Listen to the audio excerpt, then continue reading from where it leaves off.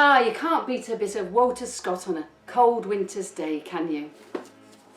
Welcome to Morrab Library's Christmas film, where we hope to bring you a little bit of cheer. Now, 2020 has been a very challenging year for all of us, hasn't it? But when we closed our doors here during lockdown, it was very difficult. We pride ourselves with being the heart of the community, full of resources for everyone. Well, we couldn't bring you any live entertainment this Christmas, so, like I said, we've made this film. And we wondered, what was it like back 100 years ago, in 1920? What was going on then? Sit back and enjoy our little film, and we hope to see you in 2021 to use our library once more.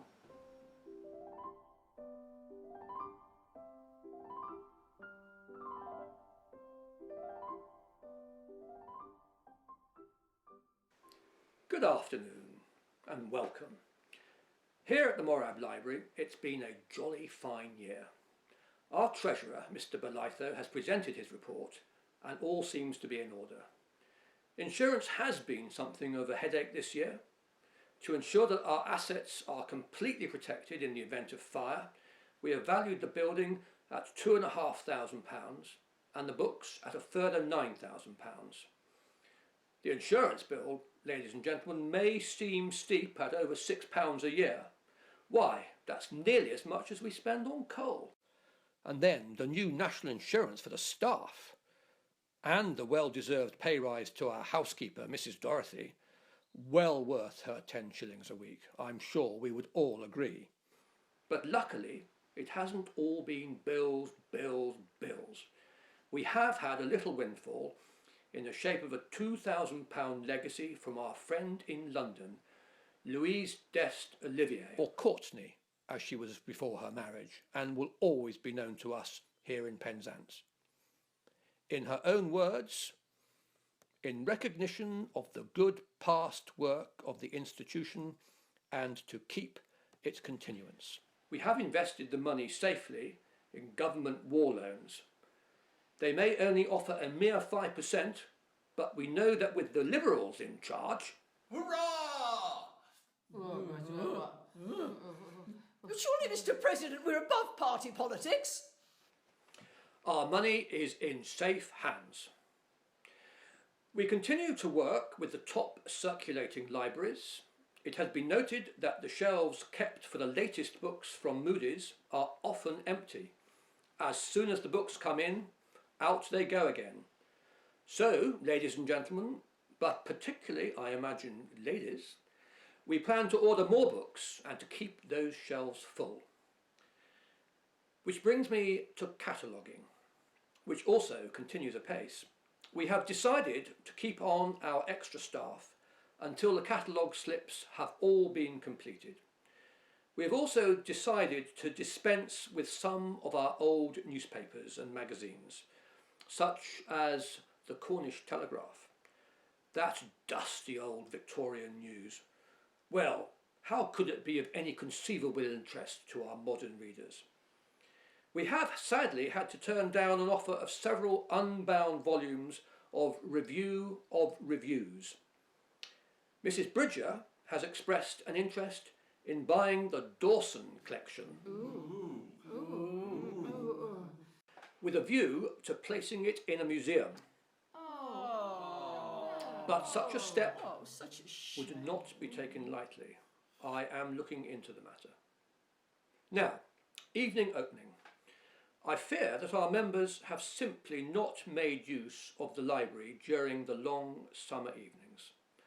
After 6 p.m, our rooms have lain empty and our volumes undisturbed. One might even think that our members prefer the attractions of the promenade or the Pavilion Theatre or even the cinema. Surely not. We regret, therefore, that closing time henceforth will be 6 p.m. After all, most of our members, to be frank, are not much troubled by demands on their time throughout the day.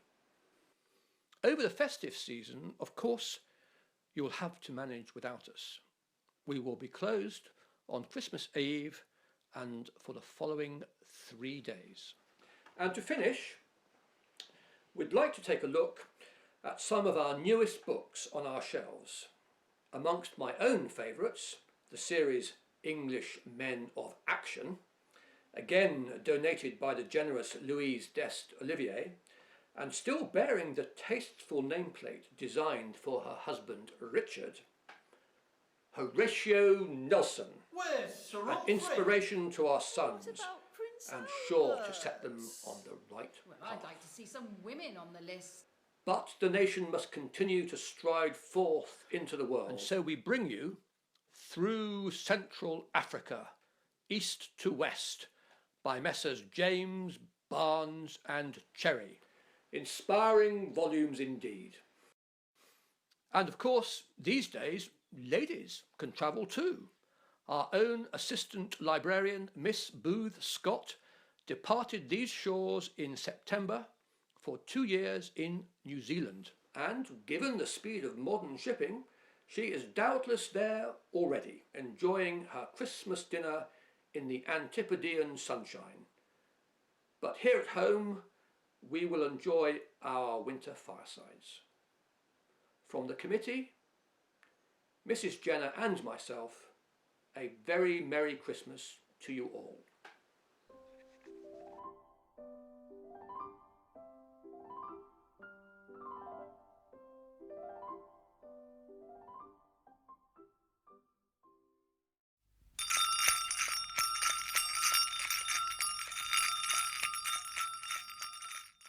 Ladies, not quite finished that Christmas shopping? Take a trip over to Falmouth and visit Spooners for the largest selection and exceptional values in Christmas gifts. Everything at Spooners is new, fresh and beautiful. And in the basement, attaché writing cases at various prices, 30 shillings and upwards, and a stock of silk bags. Fresh, beautiful goods in brown, navy, blue and black, tastefully lined. You can have one for less than £1. Spooners for gifts. R. Williams, Christmas Bazaar, now open. Meccano's, Primus Engineering Outfits, boxes, tools. Don't forget our fancy leather goods. Come and see us at the top of Morrab Road, Penzance. Christmas comfort. Are you making worthy preparation for the great home festival? Every home should welcome the season of Christmas with its best dress, so to speak. If your home lacks anything to make it complete, you can easily remedy that deficiency here. We have a large selection of things which add to the comfort of your home, and our showrooms, they really are worth a visit.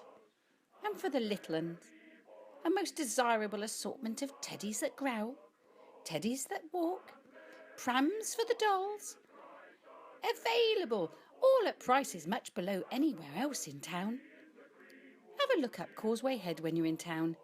Robinson and Lane, your local house furnishers.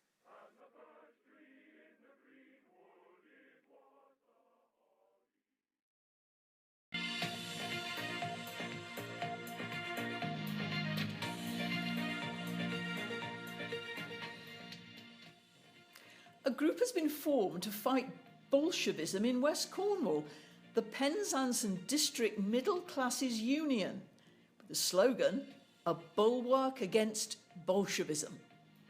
Now, the group claim that nowhere is safe from the communist menace and that Bolshevist teachers are actually living in Great Britain.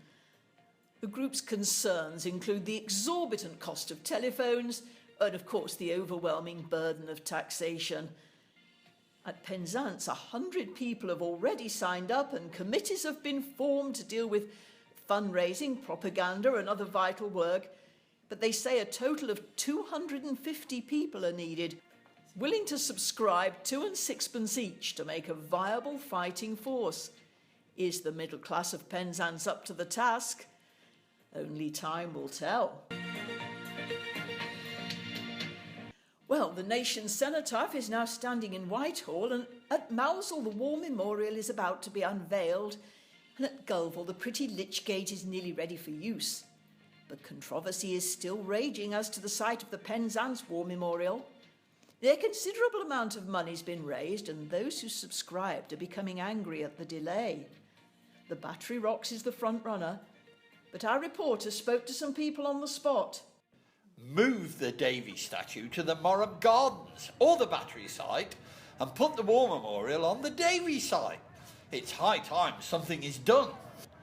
Now here, at the top of Albert Street, there's that triangle of ground. Now they could take that out, you build a rockery and you put the memorial there, and it forms a right and left road. Bob's your uncle. The most proper and suitable site in the town is opposite the public buildings. Remove the fountain, which is neither ornament nor use, sell it, and erect the memorial on the site. Here at BBC Spotlight, our investigations continue, so keep tuning in.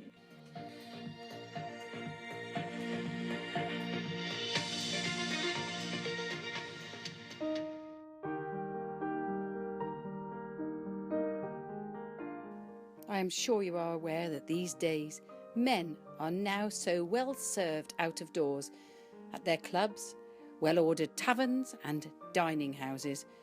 So in order to compete with this, a wife must be thoroughly acquainted with all the arts of making and keeping a comfortable home. As with any commander of an army, the spirit of the mistress must be seen throughout the home as she performs her duties throughout the Christmas festivities. Early rising is an essential quality to have. If you are an early riser, it is certain that your house will be orderly and well managed. But should you remain in bed till a late hour, it is sure that your domestics will become sluggards. Cold or tepid baths should be employed every morning. Having risen early, as advised, and made careful toilet, it is now time to see that your children are in every way clean, comfortable, and well attended to. And so to breakfast, the first meal of the day, where all the family members should be punctual. For this meal, you should be attired in a neat and simple manner. Once breakfast is complete, it is time for you to make your rounds of the home, to check that everything is orderly and that the morning's work has been performed by various domestics. With your chores completed, it is now time for you to receive visitors. But great care must be taken in your choice of acquaintances. A gossiping acquaintance who indulges in scandal should be avoided as a pestilence. Hospitality is a most excellent virtue. But beware that the love of company does not become a passion, for then it is no longer hospitality, but simply becomes dissipation. And when in company, do not let conversation descend into tittle-tattle about servants and children. These subjects are most wearisome and uninteresting to your friends. And take good care never to let a word in connection with your husband's failings pass your lips. Of course, now that we are at Christmas, there will be an array of social events you will be responsible for, one of which will of course be the festive ball, where dancing will be opened by the lady of the house. But you must remember, even if you are a graceful dancer and have a passion for it, you should never participate to any great extent, lest the other ladies at the dance should have occasion to complain of your monopoly of the gentleman. To sum up, to be a good housewife does not necessarily imply the abandonment of pleasure or amusing recreation. It is a time to prove yourself a happy companion, because you know what they say, a good wife is heaven's best gift to a man. Mrs. Beeton's Home Management for Morrab Library. Thank you, ladies.